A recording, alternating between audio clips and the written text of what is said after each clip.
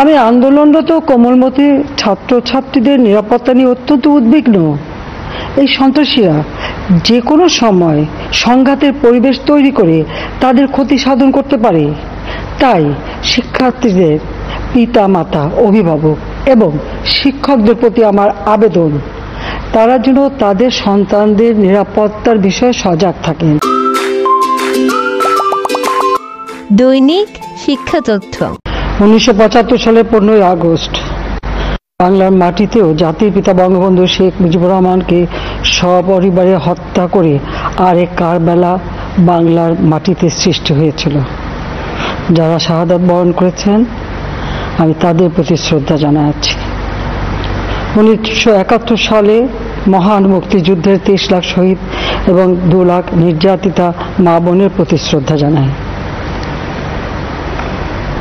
প্রিয় দেশবাসী, আজকে অত্যন্ত বেদনা ভারাক্রান্ত মন নিয়ে আপনাদের সামনে উপস্থিত হয়েছি। লাখো শহীদের রক্তের বিনিময়ে অর্জিত স্বাধীন বাংলাদেশের জনগণের আর্থসামাজিক উন্নয়নের জন্য নিরলসভাবে পরিশ্রম করে যাচ্ছি। বিগত 15 বছরের মধ্যে বাংলাদেশের মানুষের ভাগ্যের পরিবর্তন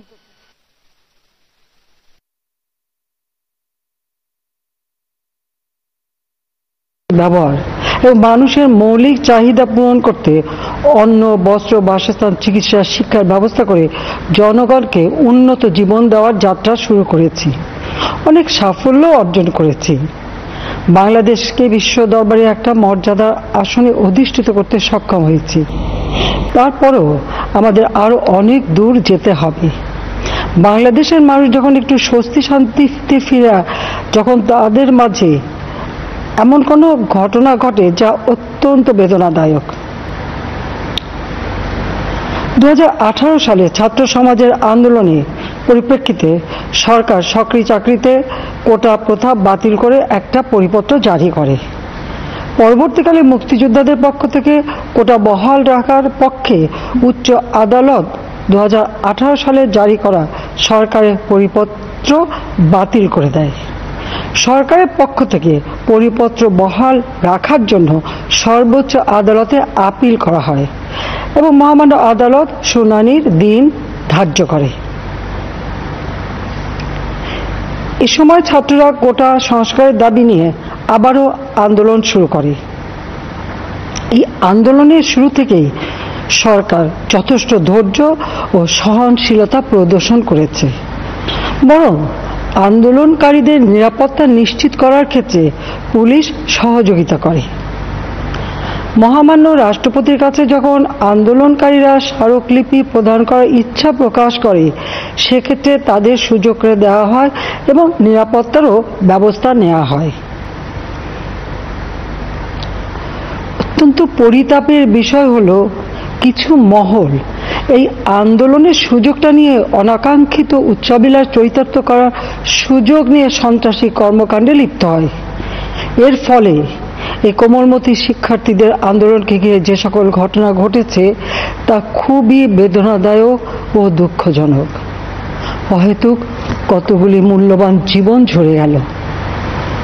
আপনজন হারাবার বেদনা যে কত কষ্টে, তা আমার থেকে আর কে বেশি জানে। যারা মৃত্যুবরণ করেছে তাদের আত্মার মাগফিরাত কামনা করছি। পরিবারের সদস্যদের প্রতি গভীর সমবেদনা জানাচ্ছি। আমি প্রতিটি হত্যাকাণ্ডের নিন্দা জানাই। যে সকল ঘটনা ঘটেছে তা কখনোই কাম্য ছিল না। চট্টগ্রামে সন্ত্রাসীরা বহুতল ভবনের ছাদ থেকে ছাত্রদের হত্যার উদ্দেশ্যে নির্মমভাবে নিচে ছুঁড়ে ফেলে দিয়েছে। অনেক ছাত্রের হাত পায়ে রগ কেটে দেয়, তাদের উপর লাঠি পেটা ও ধারালো অস্ত্র দ্বারা আঘাত করে। একজন মৃত্যুবরণ করেছে, অনেকে মৃত্যুর সাথে পাঞ্জা লড়ছে। ঢাকা, রংপুর এবং রাজশাহী বিশ্ববিদ্যালয়ের উপাচার্যের বাসভবন ও ছাত্রছাত্রীদের আবাসিক হলে অগ্নিসংযোগ ও ভাঙচুর করা হয়। সাধারণ পথচারী, দোকানীদের আক্রমণ, এমনকি রোগীবাহী অ্যাম্বুলেন্স চলাচলে বাধা প্রদান করা হয়। মেয়েদের হলে ছাত্রীদের উপর আক্রমণ করা হয়েছে এবং লাঞ্ছিত করা হচ্ছে। আবাসিক হলে প্রবোজদের হুমকি দেওয়া হয় এবং আক্রমণ করা হয়েছে। শিক্ষকদের উপর চড়াও হয়ে তাদের গায়ে হাত তোলা হয়েছে। আমি বিশ্বাস করি যারা কোটা সংস্কার আন্দোলনে জড়িত তাদের সাথে এই সকল সন্ত্রাসীদের কোনো সম্পর্ক নেই, বরং সন্ত্রাসীরা এদের মধ্যে ঢুকে সংঘাত ও নৈরাজ্যকর পরিস্থিতির সৃষ্টি করছে। এই ধরনের ঘটনার সঙ্গে যারা জড়িত তাদের চিহ্নিত করে উপযুক্ত শাস্তির ব্যবস্থা করা হবে। যারা হত্যাকাণ্ডের শিকার হয়েছে তাদের পরিবারের জন্য জীবন জীবিকা নির্বাহের ক্ষেত্রে যে সহযোগিতা দরকার তা আমি করব। আমি দ্ব্যর্থহীনভাবে ঘোষণা করছি, যারা হত্যাকাণ্ড, লুটপাট ও সন্ত্রাসী কর্মকাণ্ড চালিয়েছে, এরা যেই হোক না কেন, তারা যেন উপযুক্ত শাস্তি পায় সে ব্যবস্থা নেওয়া হবে। আমি আরও ঘোষণা করছি, হত্যাকাণ্ড সহ যে সকল অনভিপ্রেত ঘটনা ঘটেছে সুষ্ঠু ও ন্যায় বিচারের স্বার্থে সে সকল বিষয়ে বিচার বিভাগীয় তদন্ত করা হবে।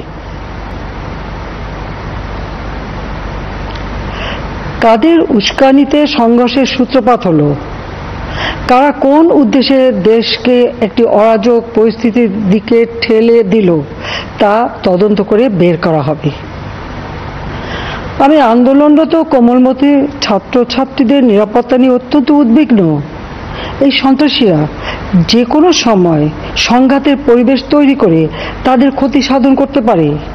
তাই শিক্ষার্থীদের পিতা মাতা, অভিভাবক এবং শিক্ষকদের প্রতি আমার আবেদন, তারা যেন তাদের সন্তানদের নিরাপত্তার বিষয়ে সজাগ থাকেন।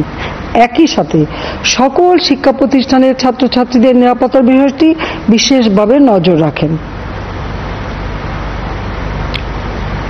সরকার হাইকোর্টের রায়ের বিরুদ্ধে সর্বোচ্চ আদালতে আপিল করেছে। আপিল আদালতে শুনানির দিন ধার্য করা হয়েছে। আদালত শিক্ষার্থীদের কোনো বক্তব্য থাকলে তা শোনার সুযোগ সৃষ্টি করে দিয়েছে। এই আইনি প্রক্রিয়ার মাধ্যমে সমস্যা সমাধানের সুযোগ রয়েছে। এই আইন প্রক্রিয়া সমাধানের সুযোগ থাকা সত্ত্বেও রাস্তায় আন্দোলনে নেমে দুষ্কৃতিকারীদের সংঘাতের সুযোগ করে দেবেন না।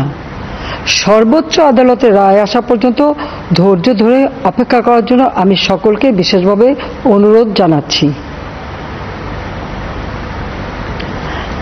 আমার বিশ্বাস, আমাদের ছাত্র সমাজ উচ্চ আদালত থেকে ন্যায় বিচারই পাবে, তাদের হতাশ হতে হবে না। ইনশাআল্লাহ মুক্তিযুদ্ধের চেতনায় আমাদের প্রিয় মাতৃভূমিকে সকলের সহযোগিতায় স্মার্ট বাংলাদেশ হিসেবে গড়ে তুলব। আমি আবারও এই অনাকাঙ্ক্ষিত ঘটনায় যারা নিহত হয়েছেন তাদের জন্য গভীর দুঃখ প্রকাশ করছি এবং পরিবারের সদস্যদের প্রতি আমার সমবেদনা জানাচ্ছি। খোদা হাফেজ। জয় বাংলা, জয় বঙ্গবন্ধু, বাংলাদেশ চিরজীবী হোক। Thanks for watching. Coming soon next video. Please subscribe our channel, দৈনিক শিক্ষা তথ্য।